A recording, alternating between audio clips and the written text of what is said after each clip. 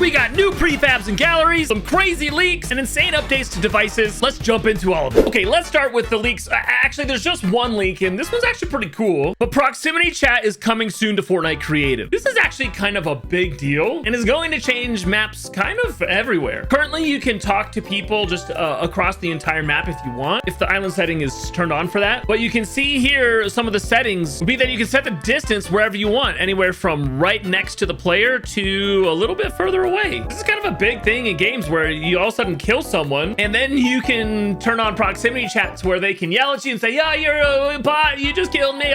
Like, this could make games really fun in Fortnite. So that's kind of a big leak. Now, before we get into the updates, the new avatar skins are out in the item shop, which I'm excited about. I can't believe we actually have Toph in Fortnite. But seriously, for me, this is exciting because I love Avatar. It's one of my favorite shows ever. So it's crazy to see all of this in Fortnite. If you buy them, be sure to use code MustardPlays. Okay, now let's get into the updates, which has to do with rocket racing. Rocket racing, now there is a competitive season. But what's really cool now that I'm excited about more than any seasons is now they're featuring creators maps. So they've got the what's possible in UEFN. You can see these are all creator maps. There's also community speedrun top maps, community racing top tracks. Like, all of these are made from the community. Now you can see down here, these ones are made by Epic. I'm actually shocked at the number of plays on some of these. 8 players, 10 players. The community maps up here, like, check this one. This one has 230 players. Wait, someone made a parkour? Actually, I gotta play this real fast. Okay, this is actually cool that it has all of, like, the rocket racing mechanics, but it's an official, like, obby course. Okay, that level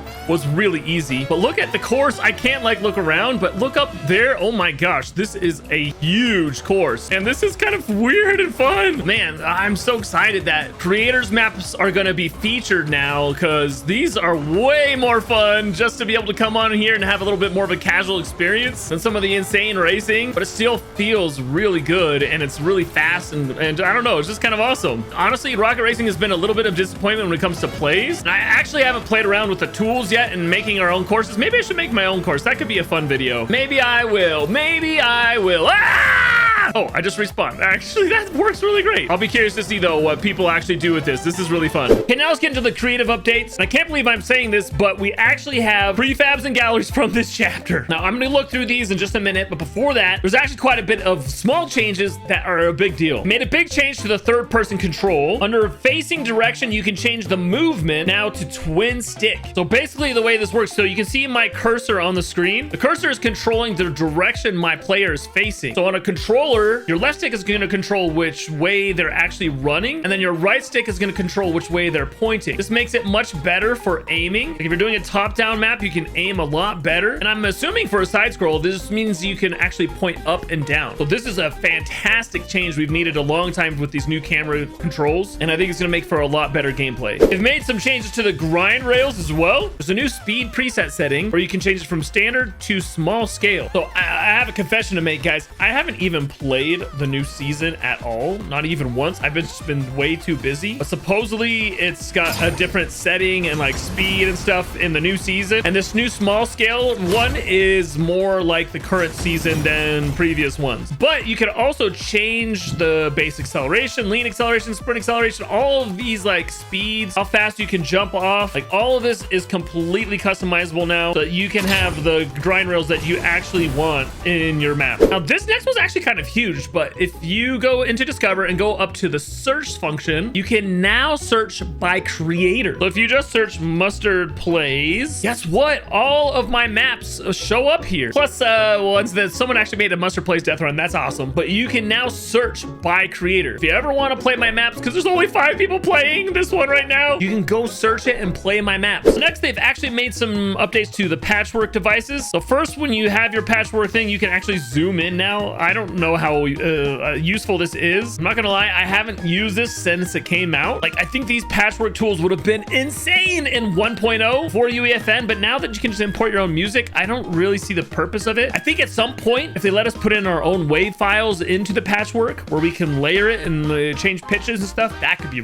really interesting. Right now, where you have to like basically compose your own music on it, I don't know. I haven't really seen anyone use it very well in their maps. Now, we've got quite a few updates on different devices. Try to go quickly through these. So the class selector has a new event on it where on class switch, send event 2. That's actually really big because there's a lot of maps where you're changing classes a ton and you want to know when the player is switching it. So now you can track that whether it's in UEFN or in Creative 1.0. Huge change. They've updated the class designer to just run a little bit better. There's now like an override function on it. There's not as much confusion when you're switching class. Now, probably one of the most exciting updates to me is the one to the barrier. There's a new setting they added called invisible to ignored players. So in your functions, you can add players to ignore lists. So basically that means if you hit a trigger, the barrier will disappear for the people on the ignored list so they can walk through it. But for people that are not on that list, there's still a barrier there they cannot get through. So now you can easily create spaces where players have to do something first. And when the barrier drops, it's only for them. That is huge. I can already think of a ton of uses in my current maps. So I'm really excited about that one. In the wildlife spawner, there are a bunch of new events. There's now on picked up, on place, or on thrown added into the devices. So you can track when someone picks up a chicken now or throws it, just opening up more options for you and what you can do with the wildlife spawner. And finally, we have the objective device. There's a bunch of new settings right here called friendly badge visibility, hostile badge visibility. You can clamp visibility of the objective to your screen. This makes it so now you can really see these objectives in your map and you can control how other people are seeing it. This is great for maps that use objectives like Bed Wars or anyone where you're gonna have to destroy an objective to complete your mission. Really cool updates to these devices. Okay, now let's look at the new prefab and galleries. This is the new Underworld Temple, and it feels kind of like a big deal that we're getting this because Epic's been kind of stingy on what they've been giving us. Oh my gosh, this is cool. Like I said before, guys, I haven't even gone into the new season at all, so this is my first time seeing any of this. I mean, I saw it in the trailers and everything, but man, this is actually legit. Really cool pieces in here. I love these like doorways and these like little drains or rivers of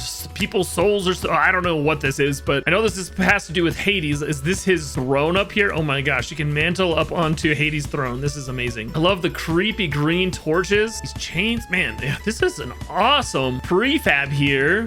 Makes me wonder why they haven't released more. Now, I know a lot of you guys are saying just, you know, why just import whatever you want in UEFN, right? It's not always easy to find great assets out there online. So when Epic already has amazing stuff like this, I like to use it. Let's actually look at the galleries. These are all the different walls. Like, I am loving some of the styles of this. Like, look at this really cool accent on there. Even the doorways are just fantastic. Really cool staircases. Wow, these staircases are awesome. I love this one here with the like river or the drain in it. Oh my gosh, the prop gallery. Okay, we've got really cool chariot and these awesome like accent pieces. And then what in the world? There's like people's hands and there's the souls of the dead. Wait a second, I gotta blow this up. Okay, it can get pretty dang big, but what if I put this on its side? Oh my gosh, check this out. That is like a creepy hallway now. Maybe if I just like box this in. Yeah, look at this. Oh, look at this creepy hallway with the handprints on it. Okay, that is so awesome. Really cool pieces here. And then we've got all of the like water effects here. Wait, what the heck? Look what happens when I try to walk through it. Oh my gosh, this is like totally busted. Hopefully Epic will fix the collision on all of that. But some really fantastic new prefabs and galleries. Please, Epic, give us more.